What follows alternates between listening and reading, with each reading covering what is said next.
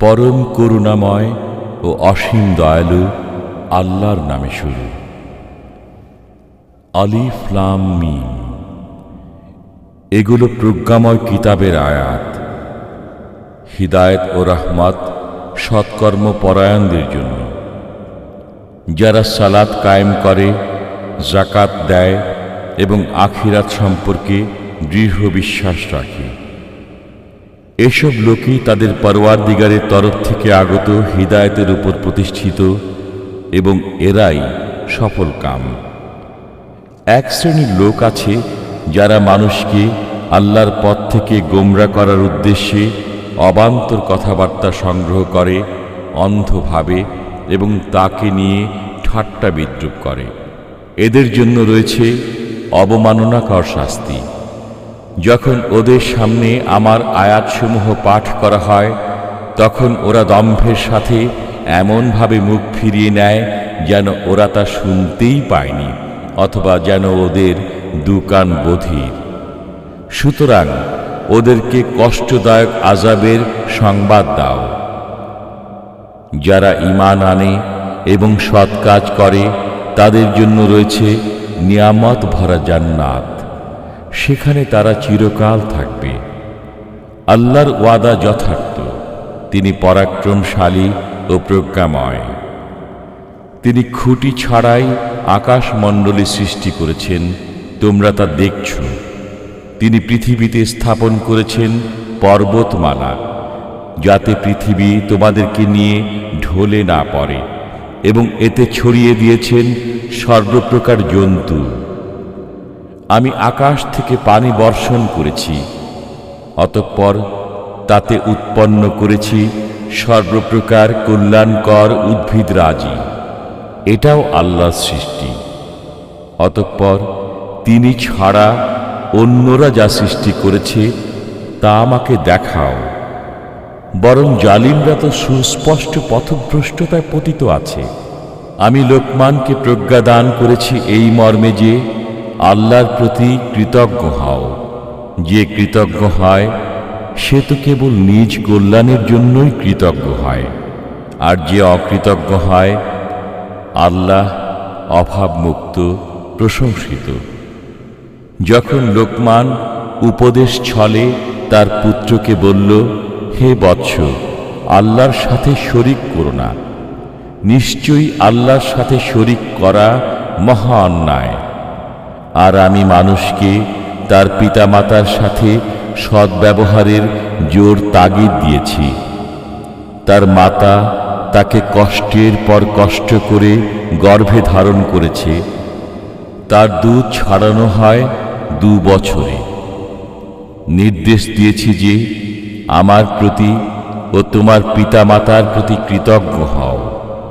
অবশেষে আমারই কাছে ফিরে আসতে হবে।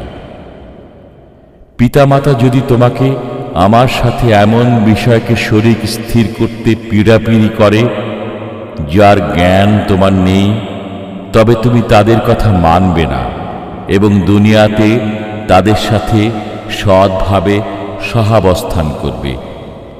যে আমার অভিমুখী হয় তার পথ অনুসরণ করবে।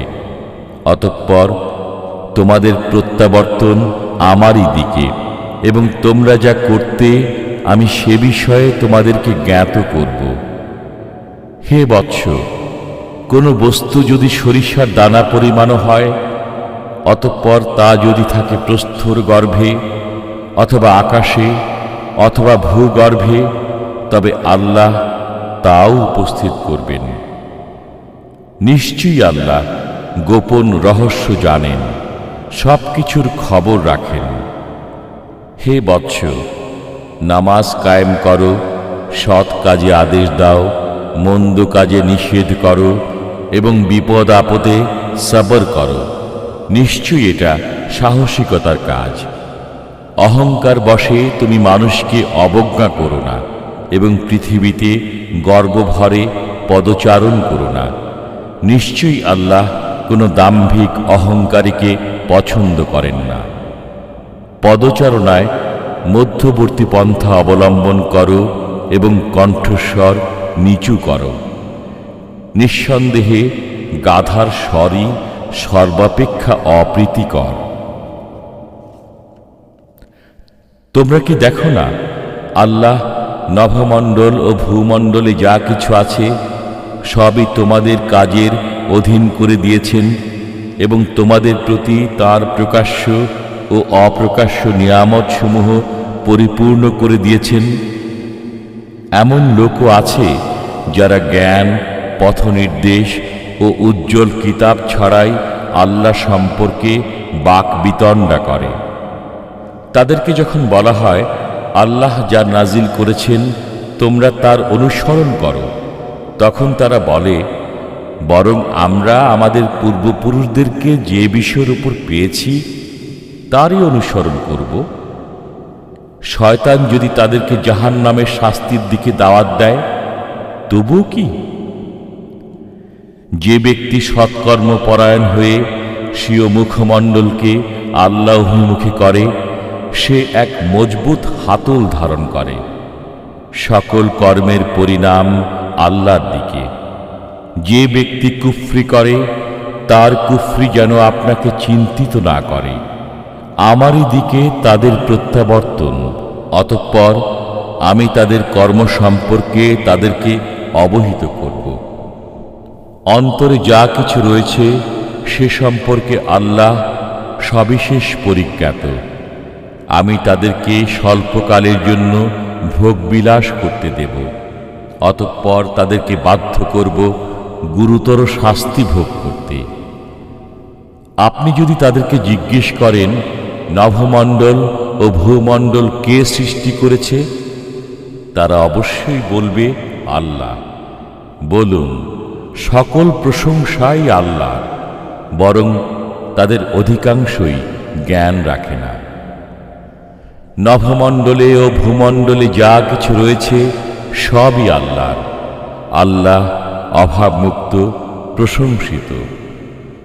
পৃথিবীতে যত বৃক্ষ আছে সবই যদি কলম হয় এবং সমুদ্রের সাথেও 7 সমুদ্র যুক্ত হয়ে কালি হয়, তবু তার বাক্যাবলী লিখে শেষ করা যাবে না। নিশ্চয়ই আল্লাহ পরাক্রমশালী, প্রজ্ঞাময়।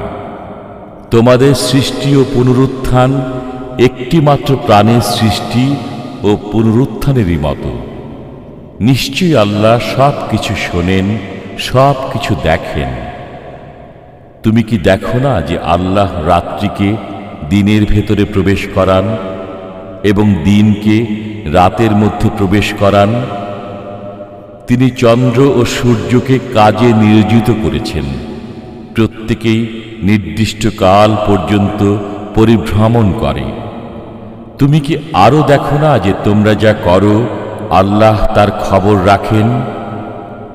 এটাই প্রমাণ যে আল্লাহ সত্য এবং আল্লাহ ছাড়া তারা যাদের পূজা করে সব মিথ্যা। আল্লাহ সর্বোচ্চ, মহান।